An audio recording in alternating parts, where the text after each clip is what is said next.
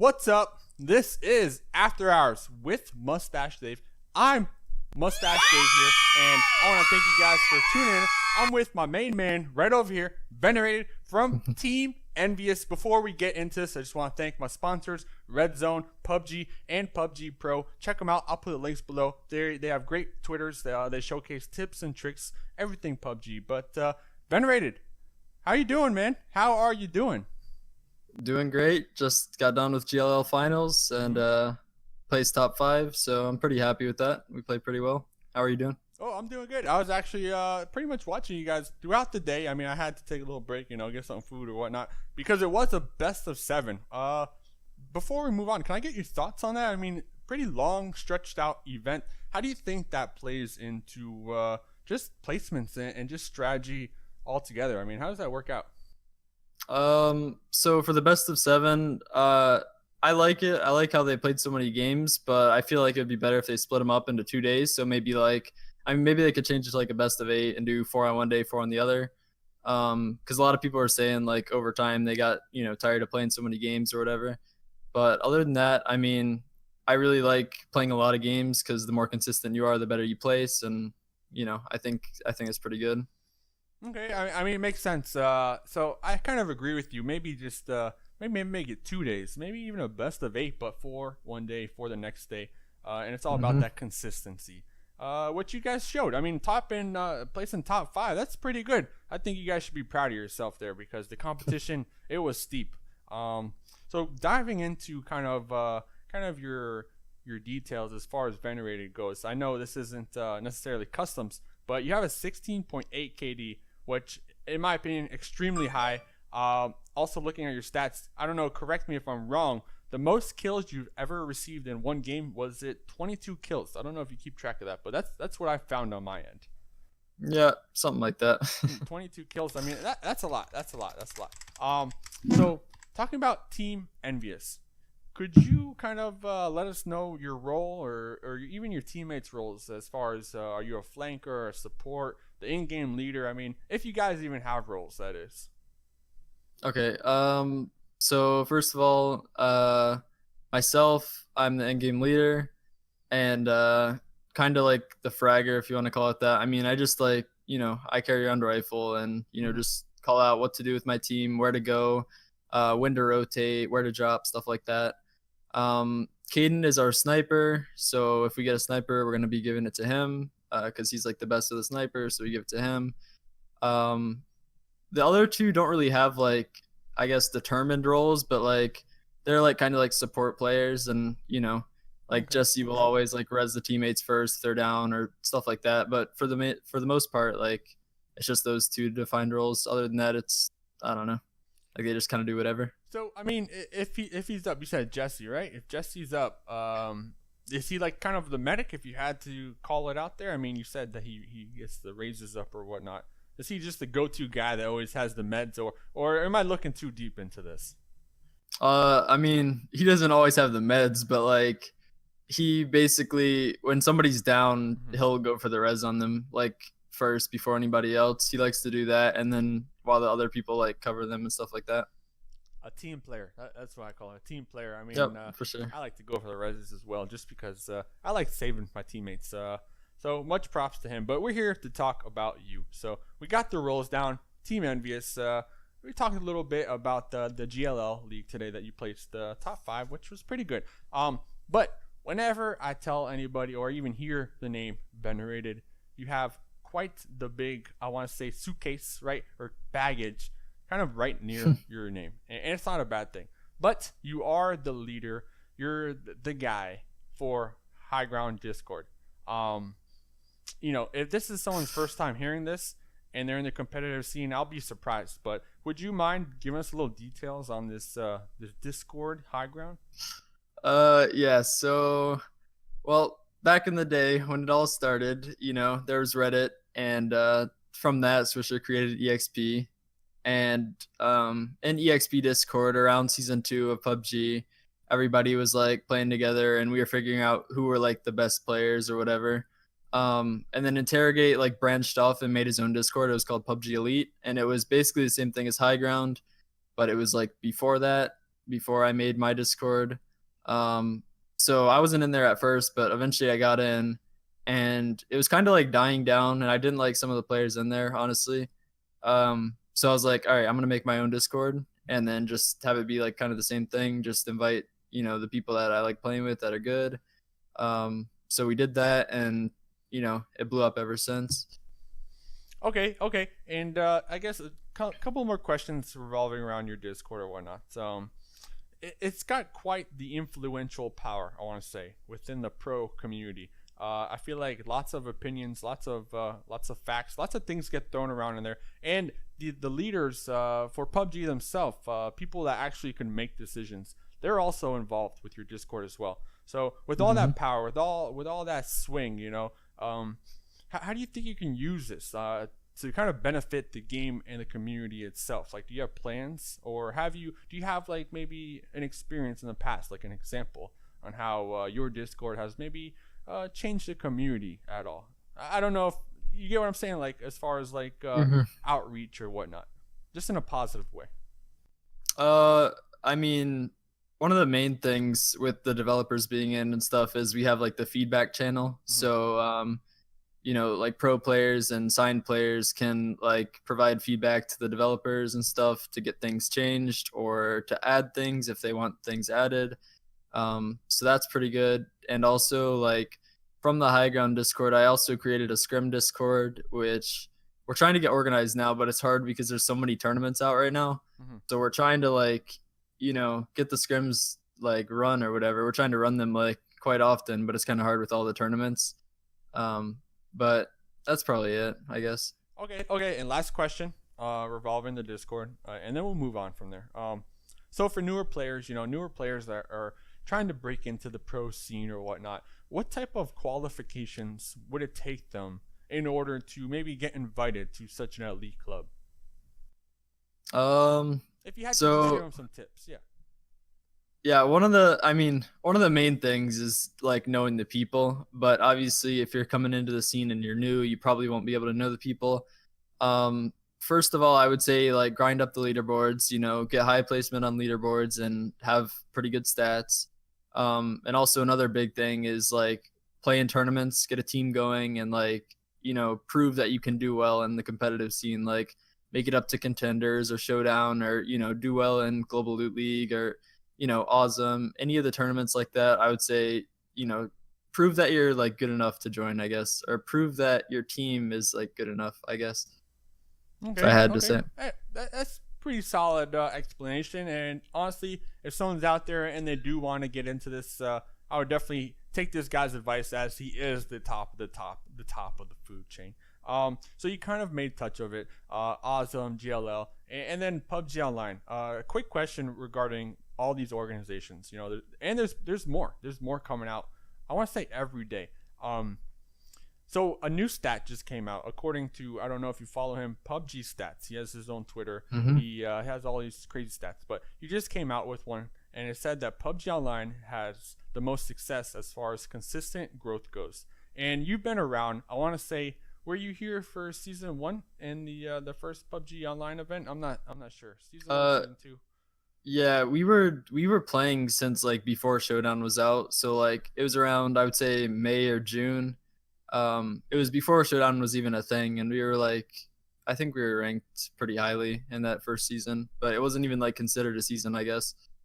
Yeah. Okay. I guess my question is, you've been around in the game for quite a while. I just kind of want to get your take on it. Like I said, PUBG Online, they had the best growth around, at least according to PUBG Stats. But in your opinion, what can they do to kind of keep up with that kind of upwards trend? I mean, with so many other tournaments coming out, obviously the area, it's going to be a tough one to compete in eventually, even maybe now. But in your opinion, as a pro player, one who performs in the tournaments, what would you like to see from these guys at PUBG Online in order just to keep that momentum?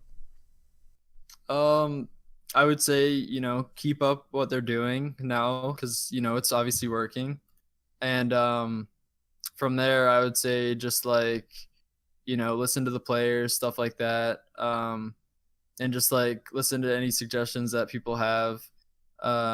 And That's pretty much it. Like also one thing, like when 1.0 comes out and they allow prize pools and stuff, you know, try to stay competitive in that area. But other than that, I would say just keep it up, listen to what everybody's saying, and you know, just keep going how they're going. You know.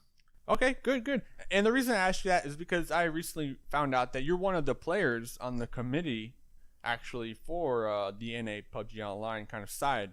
So congrats to that, if that is a big thing to you or whatnot. But pretty much your voice is important to us and the community as well. So it's gonna be a big part along with your Discord. So I'm just amazed. I want to thank you for taking the time because you're just a man with a lot of power right now in the community. But we're gonna tip this over to a little more less serious things. I was just curious. Have you been Christmas shopping yet? If you celebrate it. Yeah, I do. Not too much. Like I haven't gone out and done any shopping, but like I bought some stuff off of Amazon for like my brother and my parents and stuff like that. But that's about it. Okay, so I don't know if you made a list or whatnot, but what's on your Christmas list? I'm just curious. Honestly, like the only thing I really want is like a new desk. That and then maybe like a microphone, a new microphone. A new desk for Christmas. What type of microphone? I was thinking like an Audio Technica 2035 or 2020 or something like that. All right. So we'll start a GoFundMe and we'll hopefully get that out to you, of course. But all right, the new map, man. Let's talk about it. I believe the servers are they still up? I'm not sure. They might be down. But have you had a chance to check out Miramar yet? Yeah, I played it quite a bit with my team. And we practiced and, you know, made some call outs and just some basic stuff. But yeah, we played it quite a bit. Okay, so we got the new vans, the new trucks, we got the jet skis, we got the Winchester 94, the vaulting, the new UI, so much new things. But what's your favorite feature so far in it, as far as like a pro player's point of view? I like, well, let me think. I would say like I kind of like the AR changes because like, you know, snipers are going to be coming back a little bit. I think you're going to see way more sniper play. So like 2, maybe more snipers on a team. I would say like 2 is probably the right number. And also like the cars, they seem kind of like, I don't know, I would say useless, but like they're not very good, especially in the terrain. And they don't go very fast. So I feel like there's going to be way less cars, which will be more FPS and, you know, better gunfights and stuff like that. But yeah, I would say that's about it. That's interesting. So how do you see this kind of rolling over into the competitive play aspect then? I mean, do you see it? I mean, like you said, 1.0 comes out on the 20th, I believe. That's 10 days from now. Do you see tournaments and organizations just right away picking it up, maybe throwing it in their mix of, you know, competitive play? I mean, what do you think? So I feel like the right way to do it would probably be like wait a week or so, maybe a few weeks after it actually comes out on live servers. But like, I don't know, I feel like that's the right way to do it for most people. I feel like that's what most people would say, but like myself, I'm just ready to get into it and, you know, start learning the new map, start playing it competitively, and I feel like it'll be really fun. So then how do you incorporate it? Like, do you just play the one map Miramar, or do you play on both? I mean, what would be your ideal setup, I guess? I would think you'd have to play like an even amount of maps or like games, and then you just split it like half and half. I'm pretty sure that's the right way to do it. So, I mean, if we did do both maps, the best of threes will just become a best of 4, and then just 2-on-2 type of deal. So do you see these players kind of being on board with you? I mean, increasing the amount of games per night? I mean, how does that play out as well with your scheduling? Well, I mean, in terms of like PUBG Online, I would say you could still do 3-and-3, maybe split the days. So like one day Miramar, one day Arangel, or whatever the map's called. I think that's what it's called. But yeah, I would split it like 3-and-3 and just do it on different days. Or if people wanted to like alternate, you could do like, you know, the first map and then like Miramar and then the first map again and then Miramar, first map, Miramar. Like, you know, you could just alternate back and forth. But yeah, I think that would work. Okay. One more question regarding the new map. All right. I know I don't want to talk about it too much, but I'm crazy about it. I love it. I think it's the best thing since sliced bread. But healing, being able to heal in moving vehicles. Do Do you like it? I mean, I actually seen some players not like it, voice their opinion against that new feature. I mean, how do you feel about that?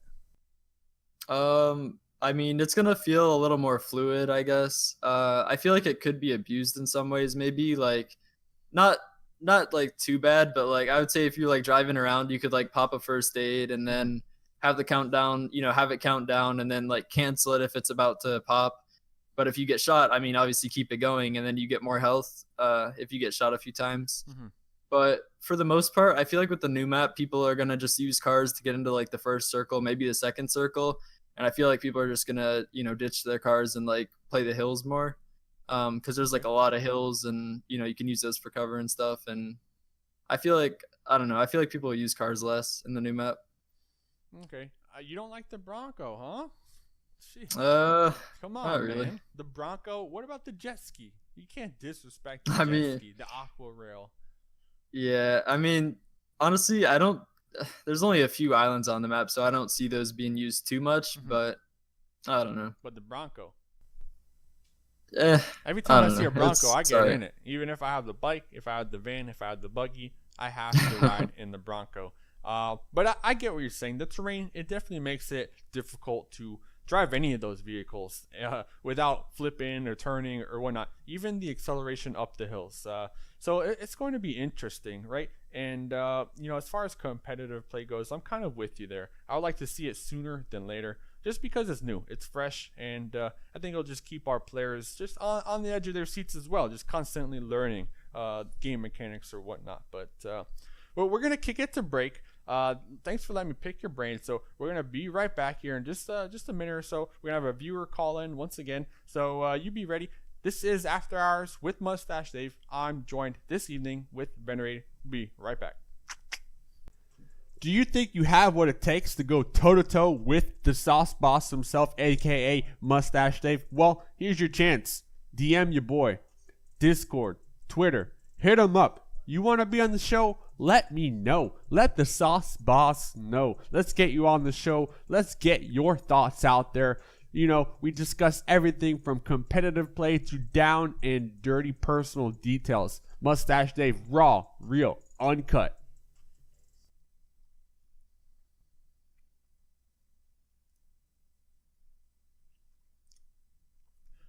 Welcome back. This is After Hours with Mustache Dave. I'm Mustache Dave, of course. Joined this evening with Venerated from Team Envious. This guy, thanks again for taking your time to sit down on the desk with me. Now, we're going to jump right into this. We have this segment that we've been testing out, been trying out. It's popular. Have a couple people DMing me wanting to get a piece of the pie. So I'm going to open up the phone lines right now. I'm going to open up the 1-800 Sauce Boss phone line. You guys give it a call. You want to ask this guy a question. We're ready to go. Okay, we actually have our first caller in. All right, picking it up. This is Daddy Alt from. He runs his own community. He has his own Discord. If you guys want, make sure you touch base with him. But Daddy Alt, can you hear me? Yeah, I can hear you, man. Thanks for having me back on the show. Oh man, after last week, you did a phenomenal job. Your voice is just beautiful. So, Venerated, can you hear Daddy this evening? Yep. All right. Hey, floor is yours.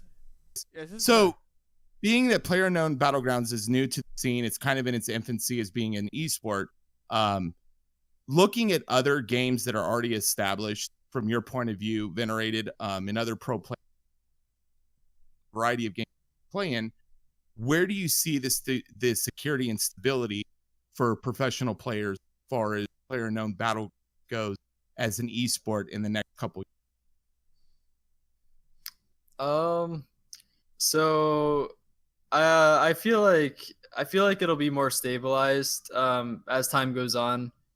They have to really, with 1.0, I really like it. The new map is awesome. So implementing that into tournaments, if it goes well, it'll, really stabilize the esports scene quite a bit.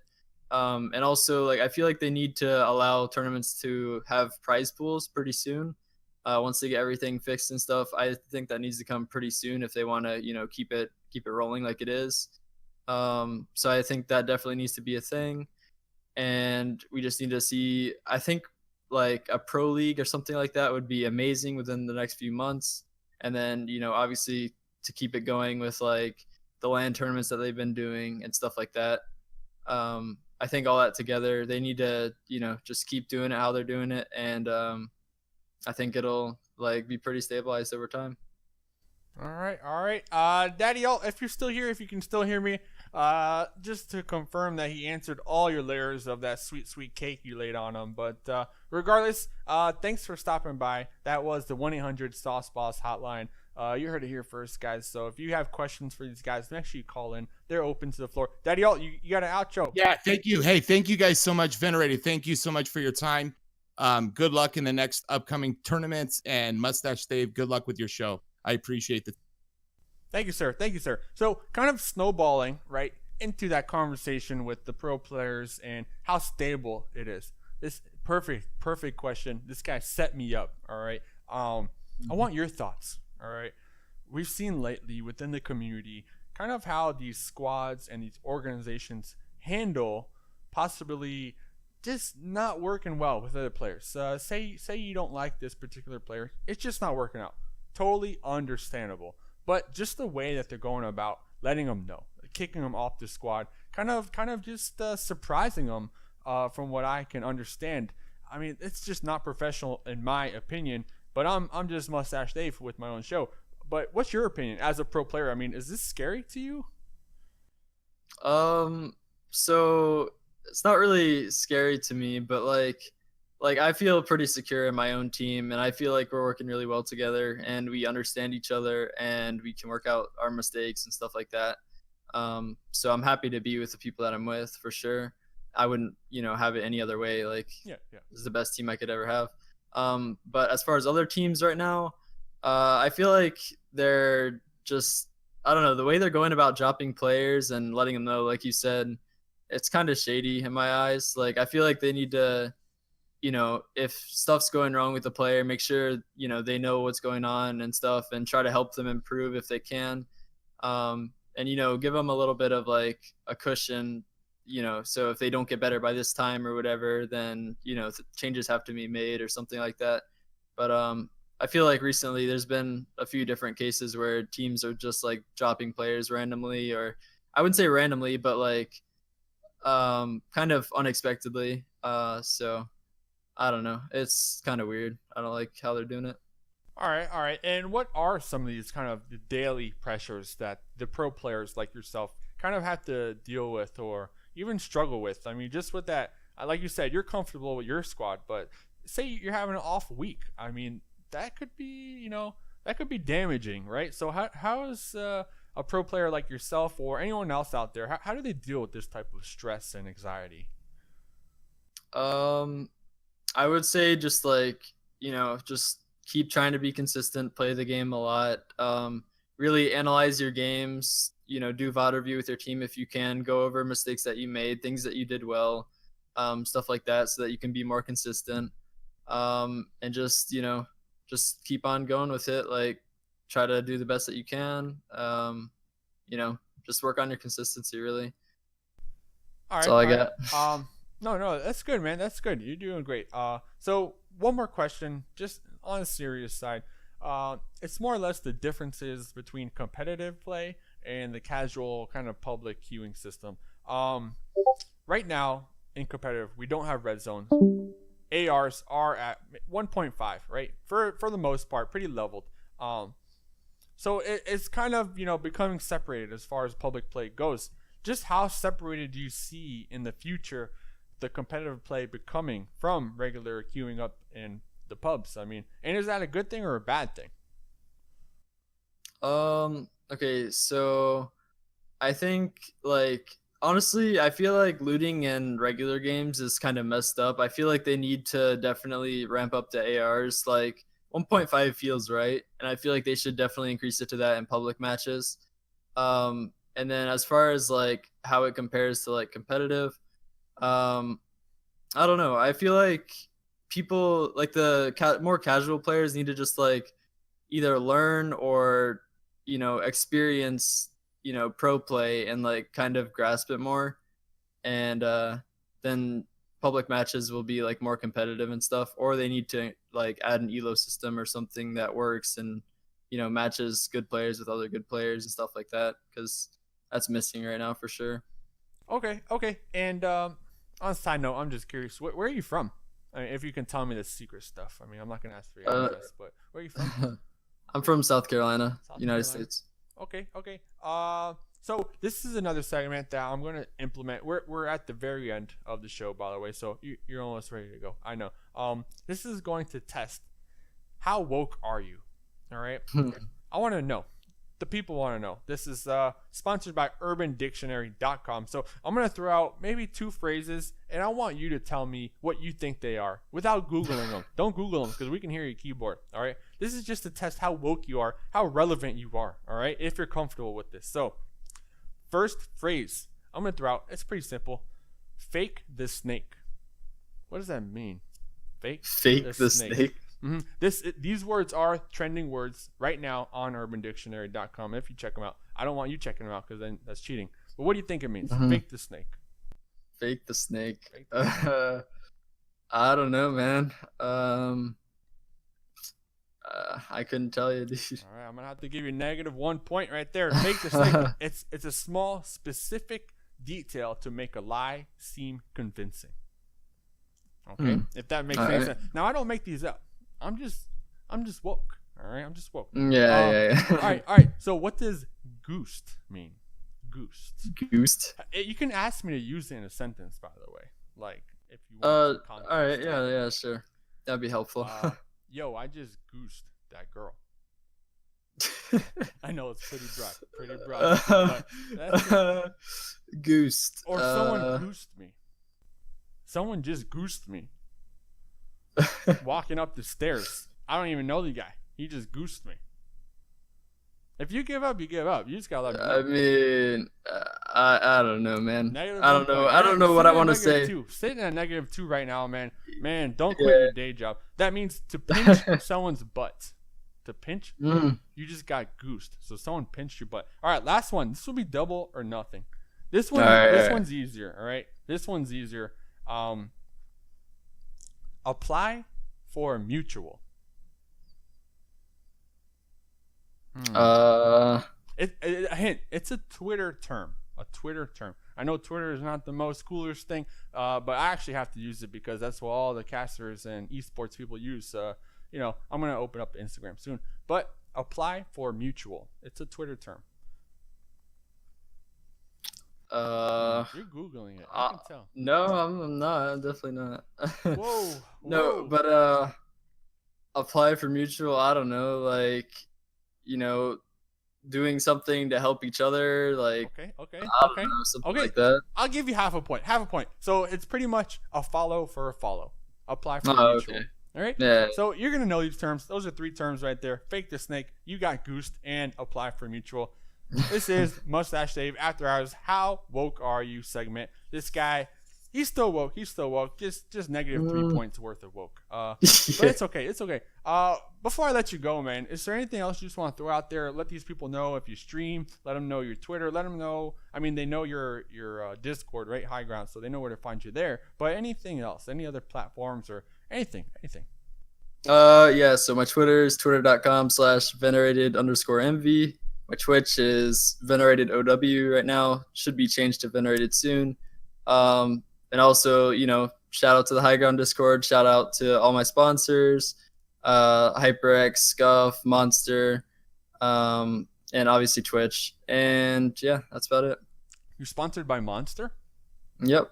So you're gonna get one of those mini fridges soon for the back of your camera, or what? I mean, we'll see. We'll see. This guy's gonna be monstered out of his mind next time you see him playing this game. But as always, this has been After Hours with Mustache Dave. Thanks for joining me, guys. You guys have